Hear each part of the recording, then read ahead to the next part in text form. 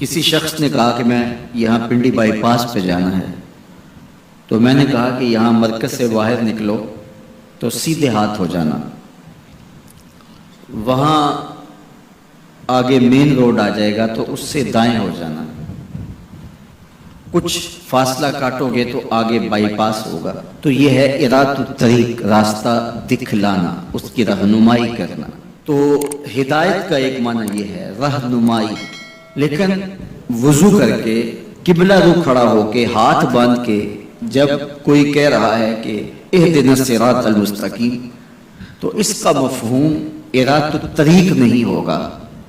چونکہ وہ راہ دیکھ چکا ہے تو تبھی یہاں تک پہنچا ہے۔ اب اس کا دوسرا معنی ہوگا ایصال الی المطلوب، مطلوب تک پہنچنا۔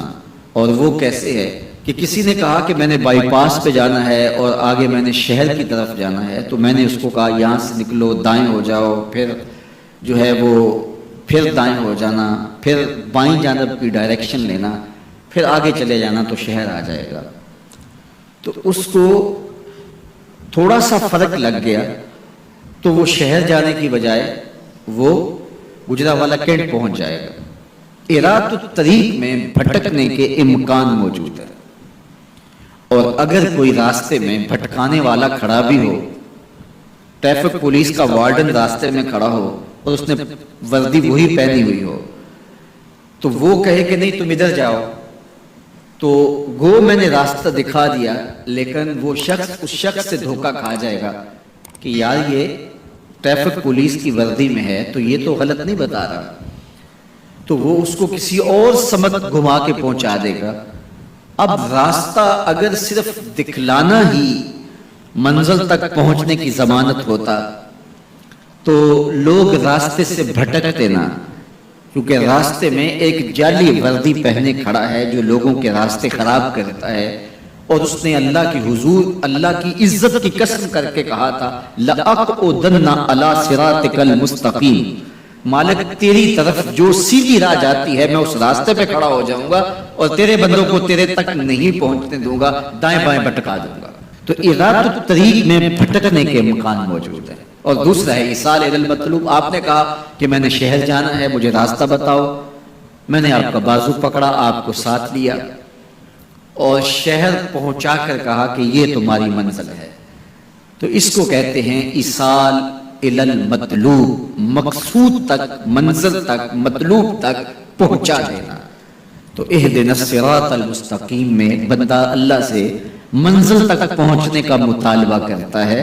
راستہ دیکھ چکا ہے لیکن پھر بھی کہتا ہے مالک میں چلوں گا تو شیطان راستے میں کھڑا ہے، میری راہ مار دے گا، تو کرم کر، دستے کرم بڑھا اور مجھے منزل تک پہنچا دے۔ اور جب وہ دستے کرم اور رحمت بھرا ہاتھ دیتا ہے تو پھر منزل تک پہنچنے میں دیر نہیں لگتی۔ آج خود کوئی جتنا مرضی سفر کرے منزل نصیب نہیں ہو سکتی جب تک اس کی کرم نوازی نہ ہو۔ بہلول دانا دریائے دجلہ کے کنارے پہ گھوم رہا تھا کہ ہارون الرشید نے کہا کہ اس کو میرے تک پہنچایا جائے، تو اوپر والوں نے کمند نیچے پھینکی اور نیچے والے خدام نے اس کو پکڑ کے اس کمند میں بٹھایا اور اوپر والوں نے اوپر کھینچ لیا، تو 2 لمحوں کے بعد محل کی چھت پر بادشاہ کے سامنے تھا۔ تو بہلول کو ہارون الرشید نے پوچھا بہلول بتاؤ خدا تک کیسے پہنچے ہو؟ تو بہلول نے مسکرا کے کہا بادشاہ جیسے آپ تک پہنچا۔ کہا بات سمجھ نہیں آئی، کہا میں خود آنا چاہتا تو کئی واسطوں سے گزر کے دیوان خانے میں پہنچتا، پھر درخواست جمع کرواتا، اور پھر آپ تک کئی واسطوں سے وہ درخواست پہنچتی، پھر آپ وقت دیتے، جو وقت آپ نے دیا ہوتا، ہو سکتا ہے آپ کے کوئی شاہی مہمان آ جائیں اور کسی ملک کا کوئی سفیر آ جائے اسی تاریخ کو، تو میری ملاقات منسوخ ہو جاتی، میں چاہتا تو مہینے سال لگ جاتے، ملاقات ہوتی نہ ہوتی، اور جب آپ نے چاہا ہے تو 2 گھڑیاں بھی نہیں لگی۔ تو کہا کہ ارات الطریق نہیں، راستہ تو دیکھا ہوا ہے، سجھائی دے رہا ہے، لیکن کہیں شیطان راستے میں ہماری راہ نہ مار دے، ہم خود تھک کے نہ بیٹھ جائیں اور راستے کی پیچیدگیاں ہمیں کہیں کسی اور سمت نہ لے جائیں، تو مالک کرم فرما، دستے کرم بڑھا اور ہمیں منزل تک پہنچا دے۔ تو جب یوں سوال کیا تو جواب کیا آیا؟ صراط الذین انعمت علیہم۔ تو یہ سائل کے سوال کے اندر ہی جواب ہے، فوراً اس کے لبوں پہ یہ سوال جاری کر دیا گیا جس میں جواب ہے مالک ان لوگوں کے راستے پہ چلا جن پر تیرا انعام ہوا۔ اور اللہ کا انعام کن پر ہوا؟ انبیاء پر، صدیقین پر، شہداء پر اور صالحین پر۔